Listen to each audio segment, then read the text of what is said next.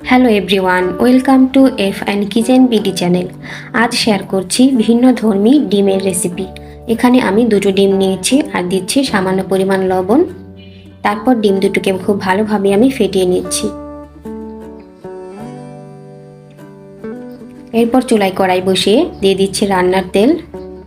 তেলটা ভালোভাবে গরম হয়ে গেলে এখানে আমি ফেটে নিয়ে ডিমটা দিয়ে দিচ্ছি।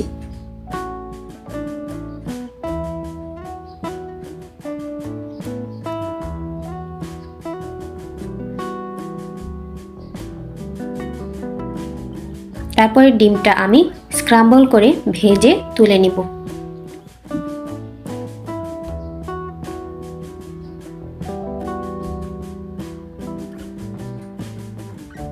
তারপর চুলায় কড়াই বসিয়ে দিচ্ছি রান্নার তেল, দিচ্ছি সামান্য পরিমাণ আস্ত জিরা আর দিচ্ছি কিউব করে কেটে রাখা পেঁয়াজ।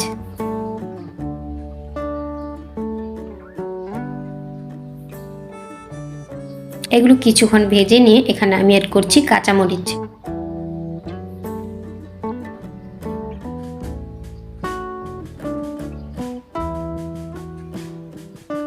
এগুলো আরো কিছুক্ষণ ভেজে নিয়ে এখানে আমি অ্যাড করছি টমেটো কুচি।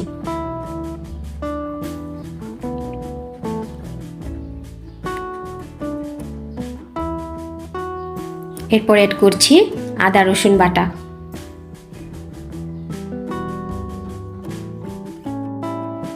আদা রসুনের কাঁচা গন্ধটা চলে গেলে এখানে আমি সামান্য পরিমাণ পানি দিয়ে দিচ্ছি।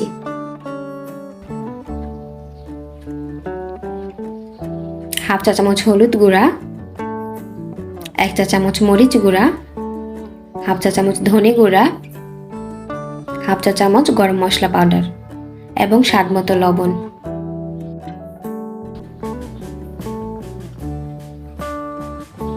তারপর এগুলো একটু ভালোভাবে কষিয়ে নিচ্ছি।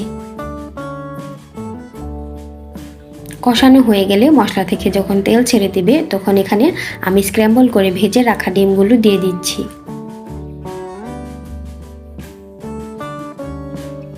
তারপর এগুলো একটু ভালোভাবে কষিয়ে নিচ্ছি।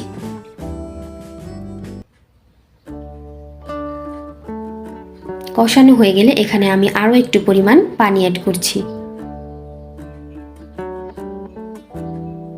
খুব বেশি ঝোল দিব না, কারণ এটা আমি মাখা মাখা করে রান্না করব।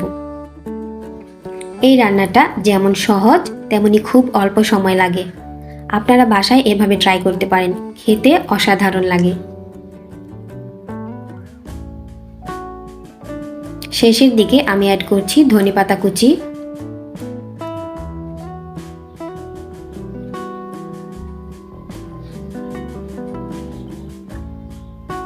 একটু নেড়েচেড়ে মিশিয়ে নিচ্ছি।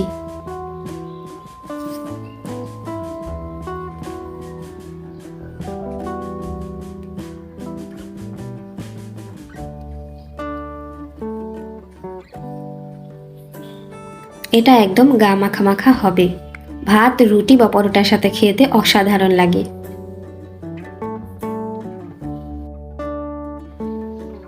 এভাবে একবার রান্না করলে দেখবেন পরে শুধু এভাবে ডিম খেতেই পছন্দ করবেন।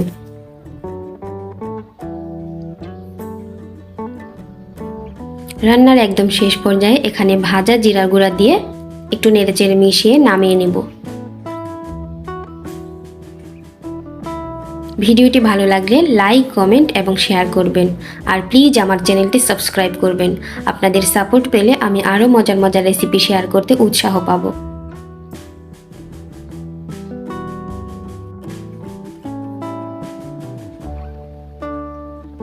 ভিডিওটি দেখার জন্য অসংখ্য ধন্যবাদ।